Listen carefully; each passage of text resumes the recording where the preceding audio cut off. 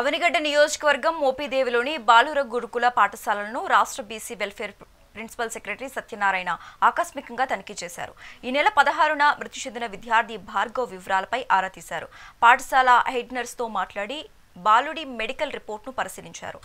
అనంతరం ప్రిన్సిపల్ ఉపాధ్యాయులతో సమీక్ష నిర్వహించారు.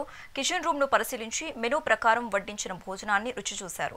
సీఎం ఆదేశాల మేరకు పాఠశాలలో కిచెన్, విద్యార్థుల గదులు పరిశుభ్రంగా ఉండాలని ఆదేశించారు. బీసీ సంక్షేమ హాస్టల్స్ అదే రకంగా బీసీ గురుకులాలు ఏవైతే ఉన్నాయో అన్నింటిలో కూడా మంచి వాతావరణం ఉండాలి, పిల్లలు చదువుకోవడానికి సరైనటువంటి సదుపాయాలు కల్పించాలనేది రాష్ట్ర ప్రభుత్వం యొక్క ముఖ్య లక్ష్యం. దానిలో భాగంగానే మనకి ప్రతి హాస్టల్లో కూడా ముఖ్యమంత్రి గారు ఏమంటున్నారంటే ఎటువంటి పరిస్థితుల్లోన పరిశుభ్రత కరెక్ట్గా ఉండాలి.